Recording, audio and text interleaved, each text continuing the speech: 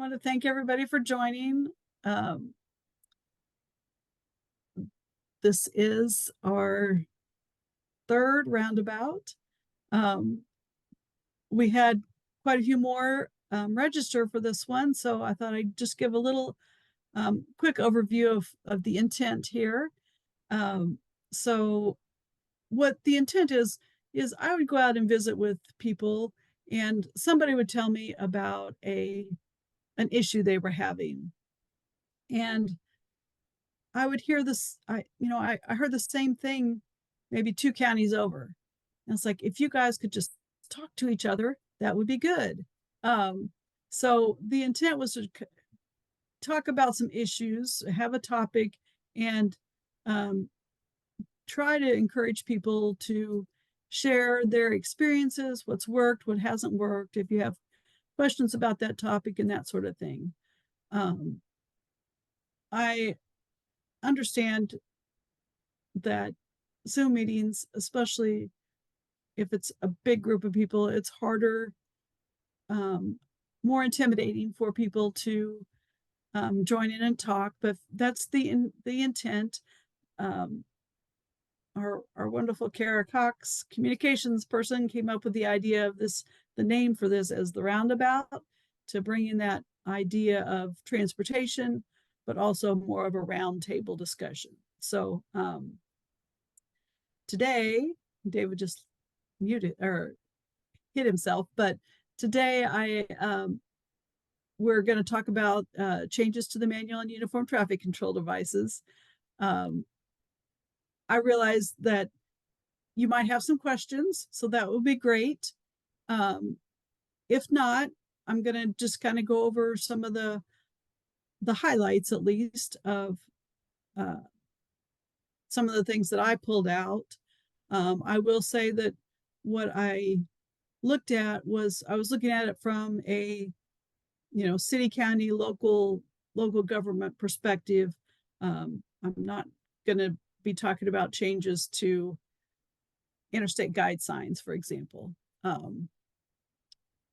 So if you're interested in that, you're going to have to research that on your own. And maybe not a whole lot of details, but if you have questions, we'll try to address that. There's something else I was going to say about that,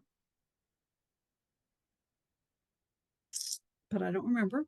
So first of all, I've asked David LaRoche with Federal Highway Administration to just kind of give us a little short background on why we updated the federal government updated the manual and uniform traffic control devices, just kind of the process, and whatever highlights he wants to give in a short period of time. Okay, well, thank you, Nelda. I just will probably just go over some of the introduction slides here of the presentation I had, and probably know you need to show it. Probably be try to figure it out how to do that would probably be another problem. But anyway, the notice of proposed amendments, the MUTCD, was published on December 14, 2020.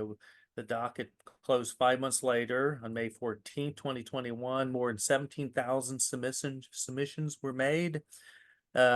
And while those submissions contained over 100,000 individual comments, fewer than half were unique, while the remainder representing duplications or letter writing campaign. Ultimately, the final rule for the new edition, the MUTCD, was published on December 19, 2023, with the rule becoming effective January 30th, 30 days later on January 18th, 2024. It's been quite some time since the previous edition of the MUTCD, but Bill provided in the law for a quadrennial update cycle. That's every 4 years. So more timely updates will allow the MUTCD to be more responsive to the needs of the traveling public and practitioners, and should result in less time to implement, making the overall revision process much more manageable. In addition, new devices and the applications that are developed between releases of the new or revised manuals can be adopted and implement it more quickly. In accordance with the Code of Federal Regulations, that's 23 CFR Part 655, the MUTCD is the national standard for traffic control devices for all streets, highways, and bicycle paths open to public travel. State and federal agencies are allowed to develop their own traffic control standards and criteria through the issuance of their own MUTCD, a state supplement, or a national MUTCD, as long as those documents are in substantial compliance with the national MUTCD. The regulations provide states for up to 2 years to adopt the manual or adopt the supplement or their own MUTCD. And that's the point I was going to make. So that gives us up till I guess January 18th, let me see, 2026 for the state to adopt it, right? 2020, yeah, 2026 for the state to adopt it. And so in that time, we're still kind of in this gray area where we have the existing manual. KDOT has adopted it in the past without a supplement. Last time was like 23 months. So, but we will be, the FHWA will be looking at this time for substantial compliance in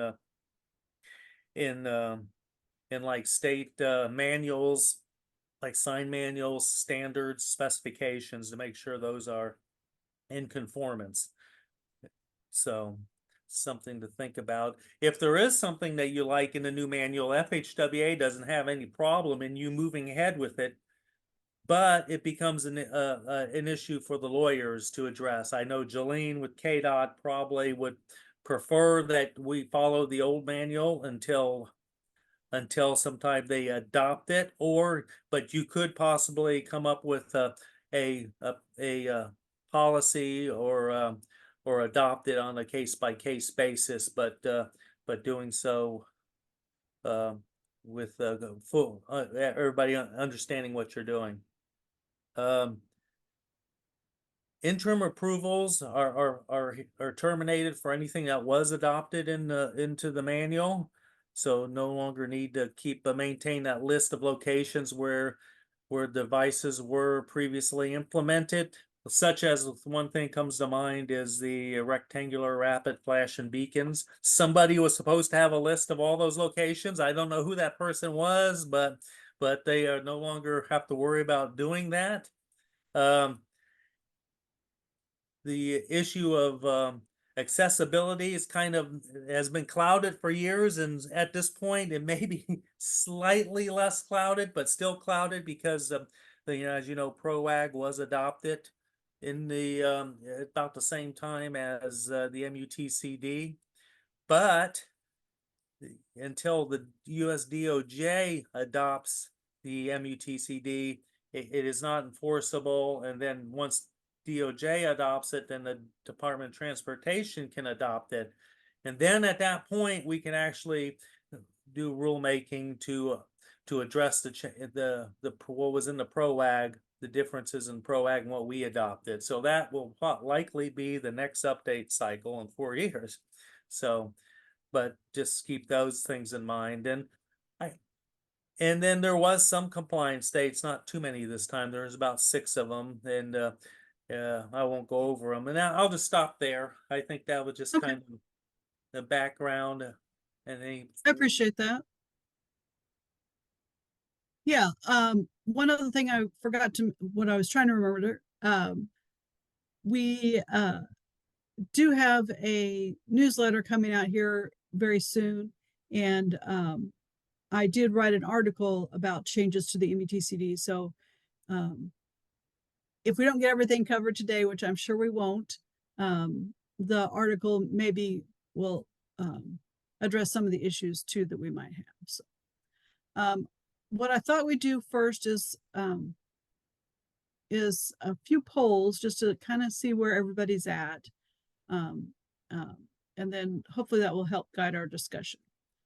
So we're going to start with the first one about how often you currently are referring to the MUTCD. And so if you don't mind just picking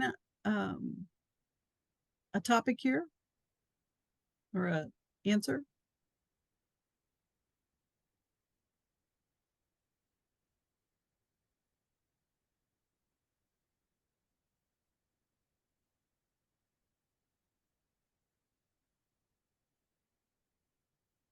I'm glad to see that there's not anybody that said never, which is good. And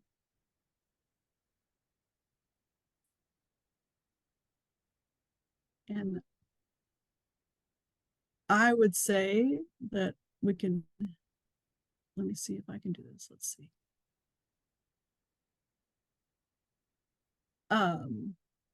We had almost everybody participate, and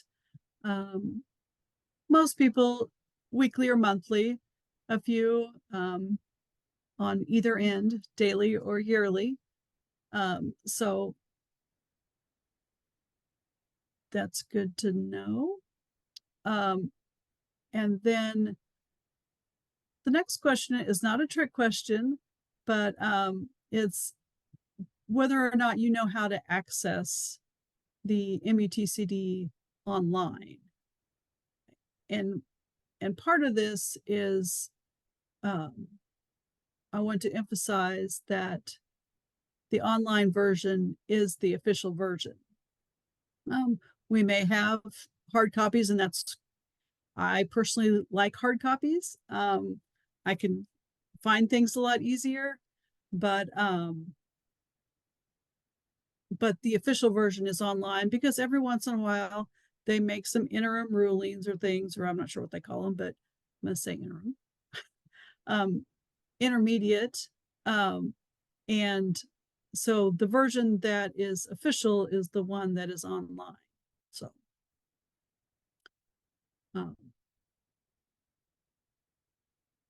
give it just a few more moments here if anybody else wants to answer. Again, this is not a right or wrong. And I can't see who's answering what, so I'm not, no judgment. All right. So most people do know how to access the MUTCD online. That's great. I did think that I would share the website. Just so you can see, really, I think you probably only have to go to mutcd.fhwa.dot.gov, and I'm sure you can still get to there, but I have a link. So this is the current edition, the 11th edition. It's dated December of 2023. You can either look at the entire version, the entire manual, or what I usually do is go to the particular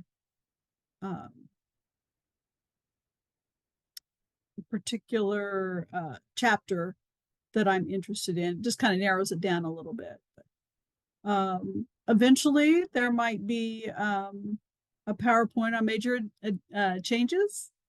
That's not there yet. The standard highway signs, it's going to be updated.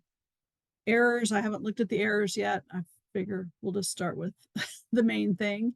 There are a few recordings of some presentations that might be helpful.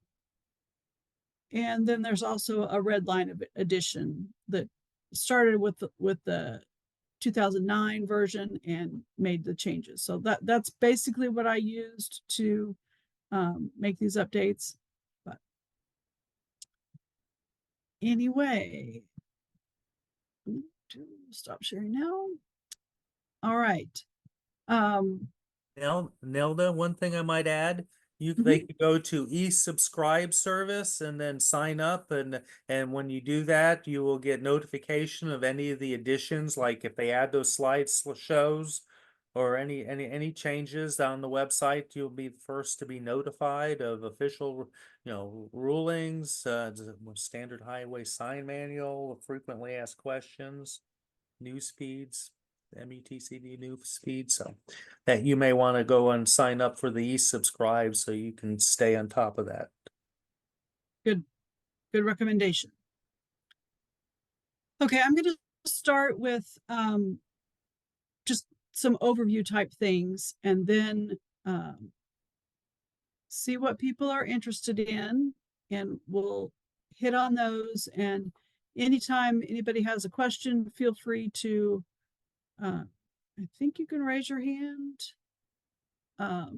If not, put a comment in the chat. I kind of get confused on which version of, whether it's Zoom or Teams or whatever that we're using. But if you have a particular question, feel free to let me know. But so to start with, there aren't too many compliance dates, like David mentioned.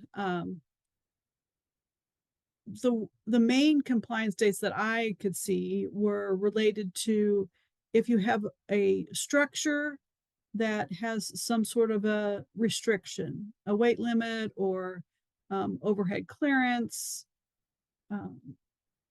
those types of things. What they are asking you to do is add an additional warnings. I don't know what it's a warning sign or just a weight limit sign in advance, so that somebody doesn't, let's say somebody's overweight and they get to that structure and, oh, now I see that I'm overweight. Well, I can back up a quarter mile in my overweight vehicle, or forget it, I'm just going to go across this bridge or whatever it is. And we don't want that to happen. That's not best for anybody. So what they're recommending is, or requiring, an additional weight limit sign at the last point where someone can take a different route. And those compliance dates are January 18th of 2029. So basically 5 years from the date of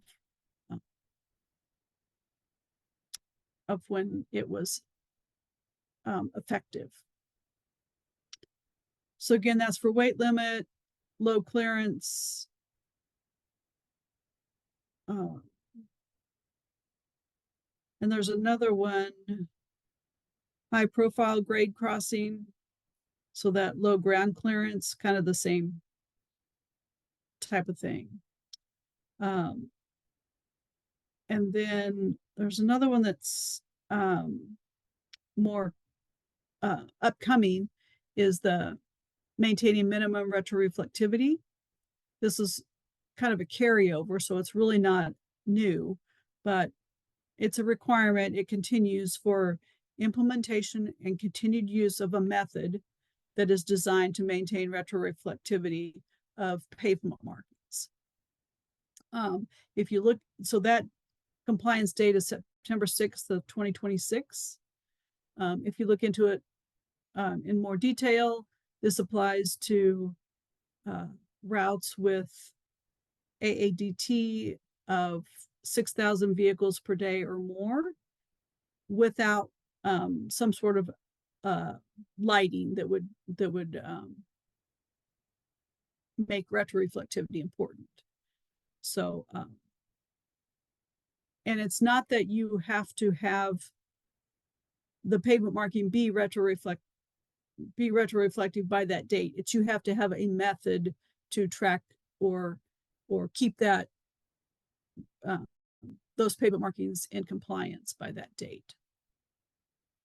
And the final one is not till 2034, so a 10-year implementation period for highway traffic signals at or near grade crossings. The requirement is for an assessment and determination of the appropriate treatment, whether that be preemption or movement prohibition, pre-signals, or cue cutter signals. So I'm sure if you have signals near a railroad crossing, you're familiar with the general requirements to have a team, a diagnostic team to look into those. So everything needs to be looked at in 10 years. So some other general changes that I noted,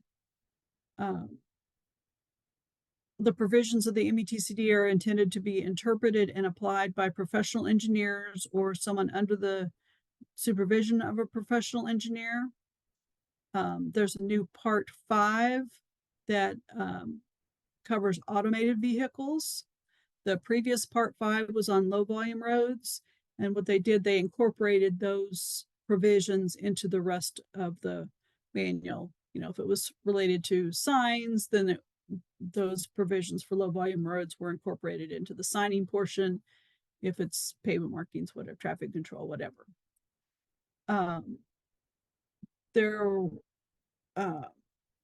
And as David mentioned, the PROAG guidelines had not been fully adopted yet, so they had not been incorporated into the MUTCD, but there's still, as you go through it, a lot of recognition of the seriousness of those considerations. So to be honest, I think the way they wrote it, it relies on you going to the PROAG requirements. So yeah, I might add that PROAG is probably the best practice. I don't know that we're supposed to say that, but I did. There's nothing, the ADA, the law requires you to use the make accessible the maximum extent feasible.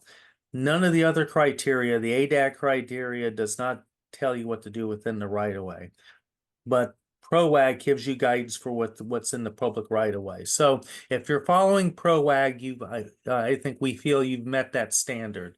Regardless, it's just criteria now until adopt it.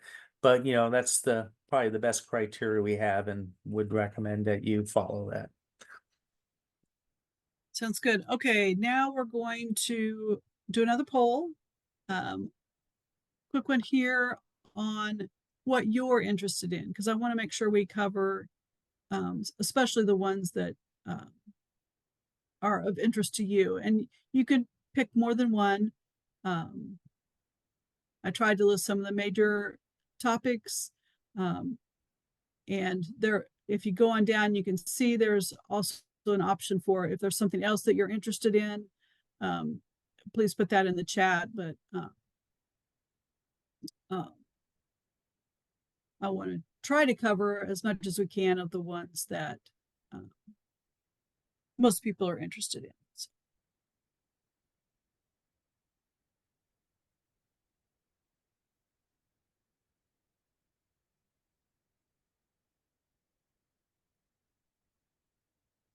And to be honest, I was hoping nobody would say automated vehicles, but a few of you did.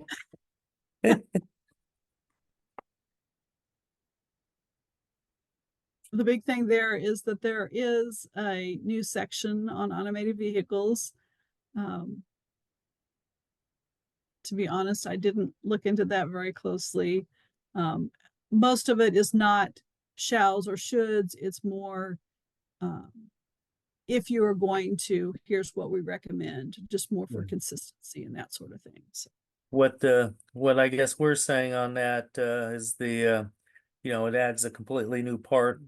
If on automated systems, the purpose of the new part is to provide agencies with general considerations that are expected to help accommodate automated vehicles on their roadways as they assess their infrastructure needs and better prepare for roadways for automated vehicle technology. This will help support the safe integration of automated vehicles into the nation's roadway. It should be emphasized that this part does not mandate the use of any traffic control devices on the roadway, whether automated vehicles are being planned for or not, but rather recommendations for considerations when agencies are considering the potential needs of automated vehicles. And the provisions for low volume roads on part 5 were then, were incorporated in the rest of the manual, and this new part 5 replaced it, the automated vehicles. So that's kind of what we were saying about it. So nothing required yet, not yet is what I say, because eventually I assume, with all the driving systems, like with pavement markings, you need that for lane keeping. If you have your new cars have the lane keeping, and I can see where, those considerations and other considerations, like for gores, having chicken scratches across the gore, because if you don't, then those lane keeping, your car kind of veers off to the right when you pass a gore on the things like that. But for now, it's just for guidance as you plan for the future. Sounds good. All right, so I'm going to start with some signing changes that I pulled out anyway. Again, two things. The low volume roads, 400 vehicles per day or less, line outside of a buildup community, are incorporated into the signing section as well. And then the other thing is the shall, should, and may. Hopefully all of you are familiar with this, but shall is a requirement. What it says is it's the standard. It's required or mandatory. It says in limited cases, an engineering study might indicate a deviation to be appropriate, but they're going to say shall. And then some where it says should are considered guidance, recommended practice in typical situations. Again, deviations allowed if there's engineering judgment or an engineering study that indicates that to be appropriate. May gives you options, not required, just some options. So shapes that are exclusive to a particular sign, such as a stop sign, should not be obscured by another sign mounted on the back of the same assembly. So I saw some of that as I was out this week with a stop sign. And to be honest, some of these were on KDOT roadways. That, yes, you could see the octagonal shape, but there was like a square sign, for example, behind it. So it looked like octagonal with some points. So it says it should not be obscured. They want you to be able to see that that's a stop sign, even if you can't see what's on there. So, or a warning sign, for example, or whatever. One thing to go along with that, in relation to work zone traffic control, is that in the past they said that if you don't have the space for a wide diamond shaped sign, that you could adjust the shape, and so a lot of places cut off those corners on the outside to make it, I don't know what kind of a shape that is, pentagon, no, not septagon, something 6. But now it says specifically that if you don't have the space for the whole diamond shape, then you're supposed to use a rectangle, not the cutoff diamond. So I thought that was interesting. In fact, it says modifications to sign shapes, such as cutting off the left and right points of a diamond, shall not be allowed. So I think that's a pretty important thing. The other thing is, used to say yield or stop signs should not be used for speed control. Now it says that they shall not. The crash warrant for an all-way stop has been expanded to look at whether it's a four-legged or three-legged, and there's some other criteria there, so you might want to look at that if you're considering an all-way stop.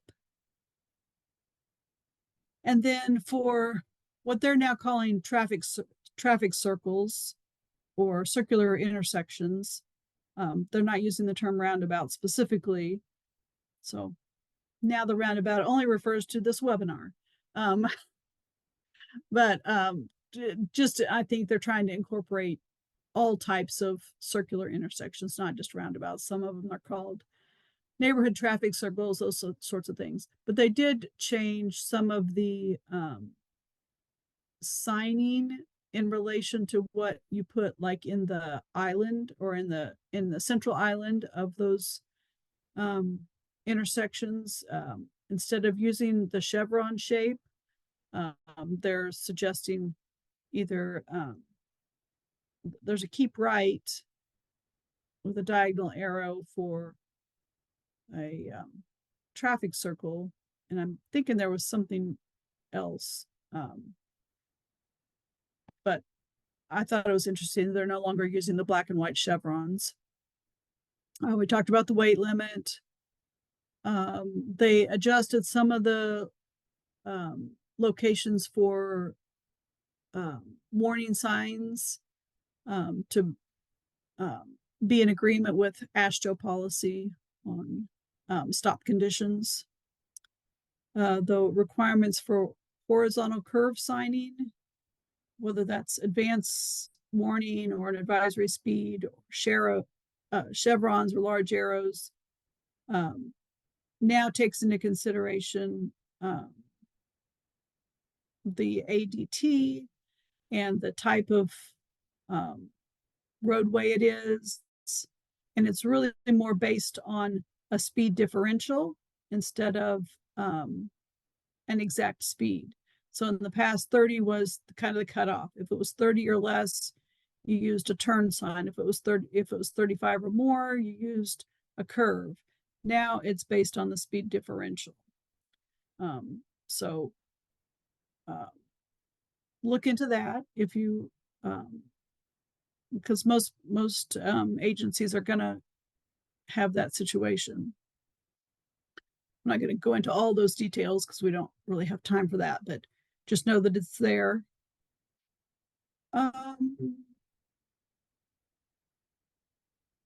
It no longer lists lane ends merge left or right as a sign option. They have a new sign where lanes come together. So it's kind of a merge sign. It's kind of interesting. And again, I didn't cover the expressway freeways. County route signs shall be a minimum of 24 by 24. I don't think that's an issue in Kansas. I think everybody has done that anyway.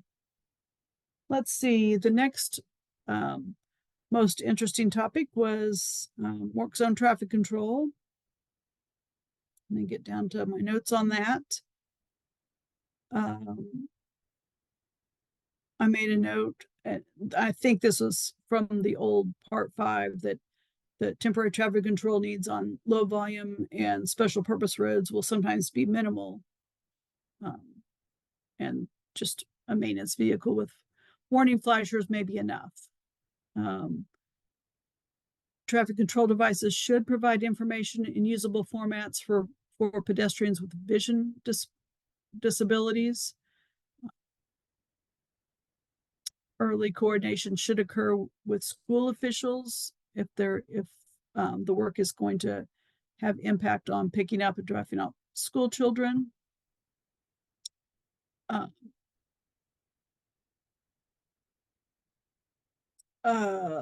It says all temporary traffic control devices shall, again, a requirement, shall be removed as soon as practical when they are no longer needed. When work is suspended for short periods of time, devices that are no longer appropriate shall be removed or covered. I believe that's a change. Prior to closing a sidewalk or other pedestrian facility, the maintaining agency should advise users of the future closure.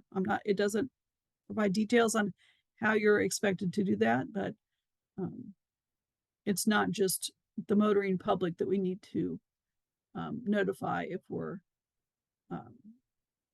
doing some work. If it so again, there's quite a bit of emphasis on pedestrians and bicyclists more than there has been in the past.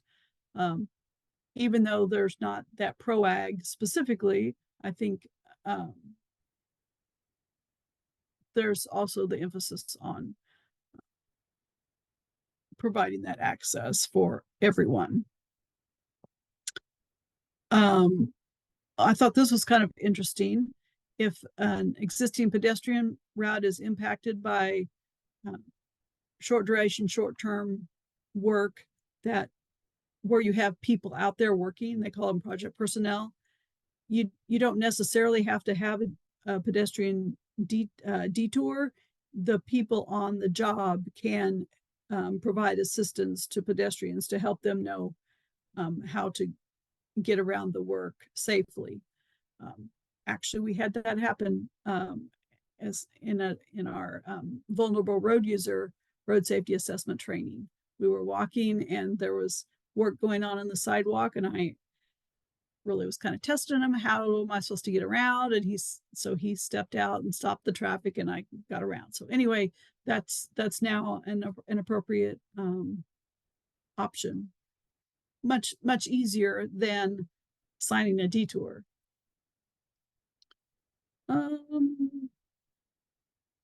Again, the diamond, I won't go into that. There's some information on the late merge signing for that application. Pedestrian channelizing devices should be provided when work activities impact sidewalks or other pedestrian facilities. And if you're going to use a channelizing device to close a sidewalk, it shall cover the entire width of the sidewalk. A little different than what I typically see anyway, as just like a type 2 barricade. It needs to cover the whole thing. If you really want it closed, then close it. That's kind of what they're saying. And then some pedestrian channelizing devices requirements about having a continuous detection plate along and a hand trailing edges. I'm not going to go into all those details. It's pretty specific on the heights and those kinds of things, but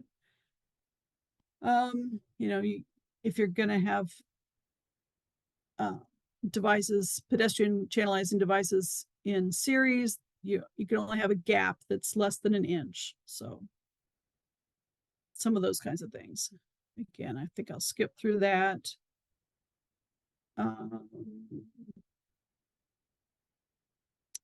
If you have a bikeway, you're supposed to maintain that through the work zone if possible. But you can have a bike detour if that is unavoidable, but short and as direct as practical. You shouldn't send them onto the sidewalk unless it's a shared use path. A little bit about incident management. It says planning and duration should include incorporation of estimated time durations to clear the event. If you're going to do a shoe fly detour, you should use delineators or channelizing devices along that detour route, that diversion. And then there's quite a few things about sidewalk detours or diversions. Unless someone has some specific questions there, I'm not going to go into all of those. Again, feel free to look at the newsletter article. It has more of those details. One thing I would add is that when you have sidewalk closed, cross here signs, it says shall include audible information devices to provide adequate communication to pedestrians with vision disabilities. That's a pretty big change. I don't know if it was should before. I know it mentioned it before, but I don't remember. I know it wasn't shall. And then there's probably 8 or so new typical applications, mostly related to bicycles and circular intersections. Let's see, next we had interest in speed limits. So let's do a poll. Let's do the last poll, at least on our list, the about speed limits. Do you wish speed limits were higher or lower, or are you generally okay with where they are, just in general, not any, you don't have to think about a particular location, but just in general?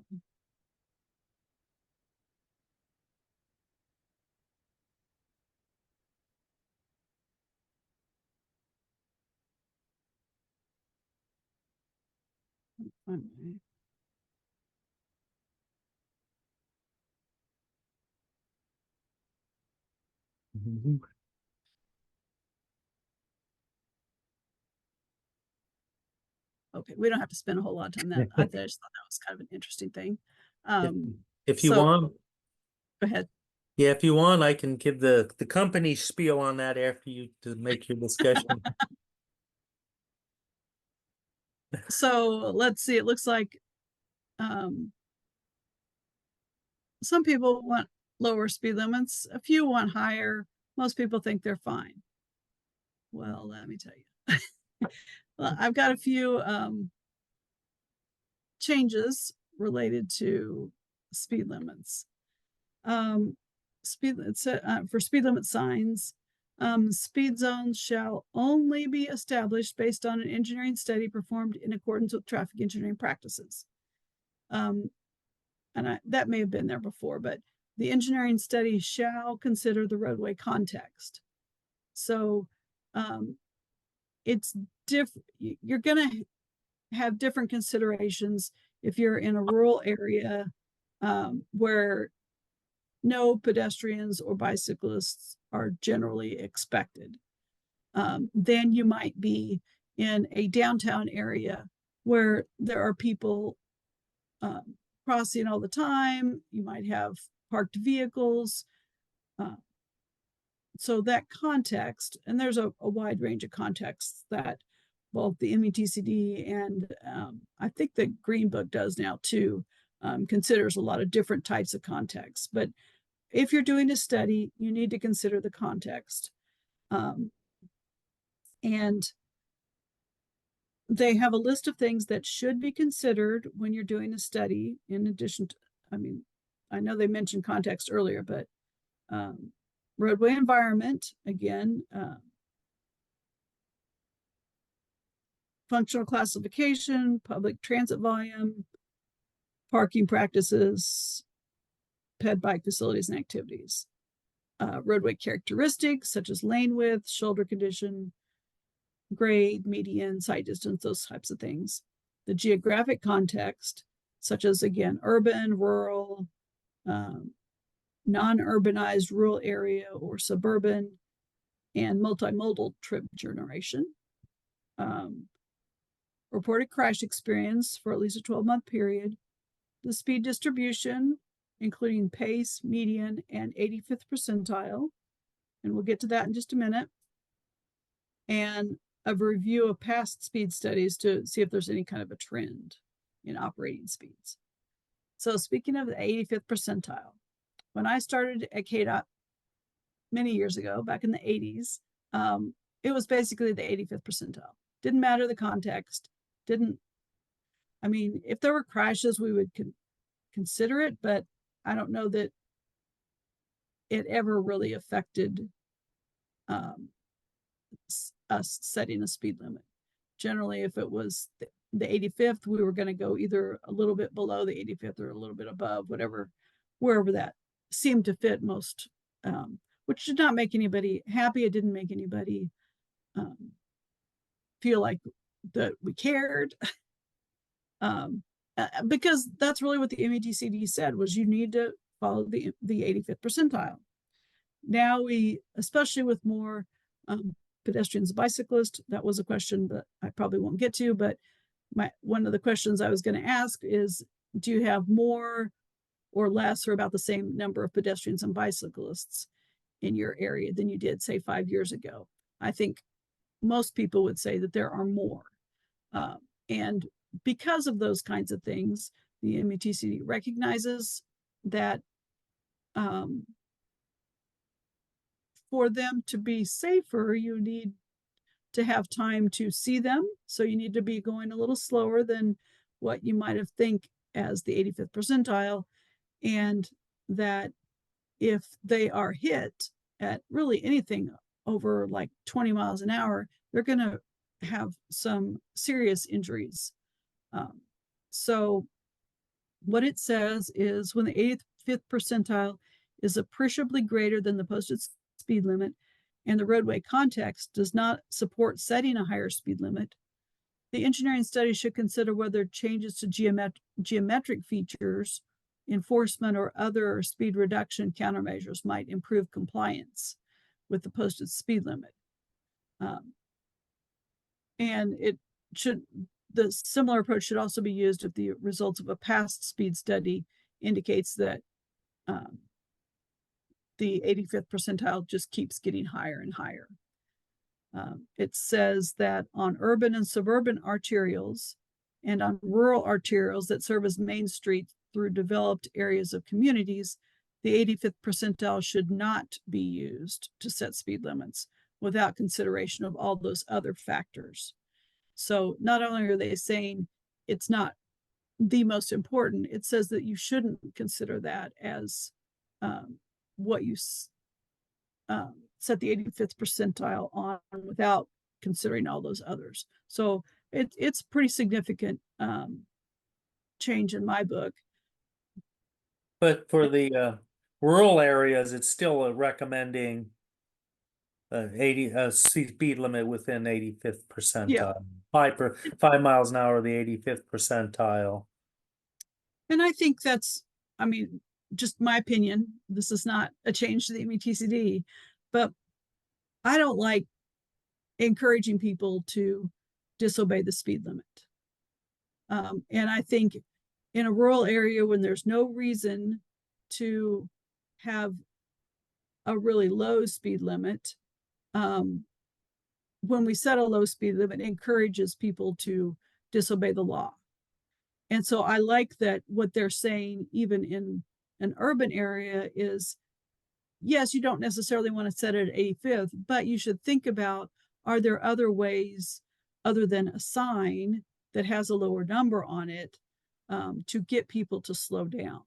And whether that's some geometric improvements, changes that might encourage people to slow down, or enforcement, or some other compliance method. So it makes sense to me. It's a big change from what I learned many years ago, but there's that. Okay, markings and signals, we'll go over those really quickly. Markings, probably the big thing that everybody might be interested in is they did not change the width of a normal line. So it still can be 4 inches, though they do point out the benefits of a 6-inch line. And certainly there are reasons that you might choose to do that, but they're not requiring that at this point. We talked about the maintaining minimum rotoreflectivity for roads with 6,000 AADT or more. One thing I forgot to mention was it also they also specify that's for 35 miles per hour or greater. Just some little things here. You shall use no passing zone markings during where you have a lane reduction transition on a 2-lane roadway. If you have to, it says approaches to obstructions that must be passed on the right, you shall have no passing zones. Approaches to grade crossings and approaches to crosswalks. So the crosswalks is probably something to be aware of, especially on those edges of cities where you have a crosswalk, but you may typically have just marked it with a center line.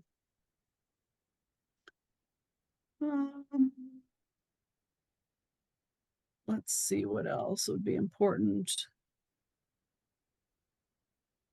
Talked about the lane reduction. Dotted white line may be used between the point where the broken lane line is terminated to the point where the transition taper begins. Not a huge deal. If you use a yield line pavement marking, it shall not be installed if you don't have a yield sign or a yield here to pedestrian sign or school crossing, all those types of signs. You shouldn't have you shall not have the pavement markings without some sort of a sign. There was some information on diverging diamond interchanges regarding markings at locations controlled by traffic control signals. You should mark a crosswalk. So I thought that was interesting. The installation of other traffic control devices and other measures designed to reduce traffic speeds, shorten crossing distances, those kinds of things, like what we're really talking about there is kind of like a blowout or those kinds of things, should be considered in addition to new marked crosswalks and signs across an uncontrolled roadway where any of the following conditions exist. If you have 4 or more travel lanes without a raised median, and there's an AADT of 12,000 vehicles per day or more, that's a good place to do that. If you have 4 or more lanes and you do have a pedestrian refuge island, but you have 15,000 vehicles a day or more. So if the posted speed limit is 40 or greater, or if there's a crash study, or if you have limited visibility because of parking. The minimum width of a marked crosswalk shall be 6 feet. If you have a mid-block crossing with a speed limit of 40 or greater, the minimum width of the crosswalk shall be 8 feet. Crosswalk markings shall be located so that curb ramps are within the extension of the crosswalk markings. Okay, I'm not going to get too much more on that. The big thing I saw on signals was pretty much all the warrants went from shall to should. So there's a much greater emphasis on the engineering judgment and study of what is being considered. The crash experience warrant now varies with the characteristics of the intersection. If the school crossing warrant is met, and that's why you have a traffic signal, then you shall have pedestrian heads. That makes sense. There's a new section for bicycle signals. There's a new sign, stop on red, yield on flashing red after stop for pedestrian hybrid beacons, and there's a little bit more information on those as well. And there's a new section on rectangular rapid flashing beacons. Even though it hasn't incorporated PROAG, there was one that I think is kind of PROAG related, where 2 accessible pedestrian signals are on one corner or in a median are less than 10 feet apart. The audible walk indication shall be a speech walk message. So basically, like the light is on for 6th Street or whatever.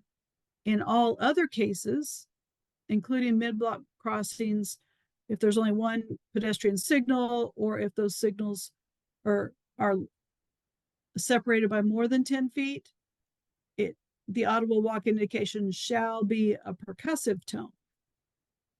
So to me, that was kind of odd that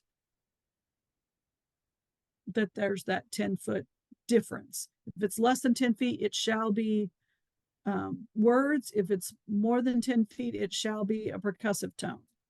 I just think thought, that was just to keep them from if confusion of which crossing. If they're less than 10 feet apart between the two crosswalk signals, then somebody might not mistake one for the other. So they I have mean, the I understand that in general, but it just seems like, why not at least allow, say, the word for both of them? I don't know. It just seems kind of odd to me, but again, I don't have time for it, but there's a lot of emphasis on pedestrians and bicyclists. So read our newsletter to get some of those, or read the MUTCD.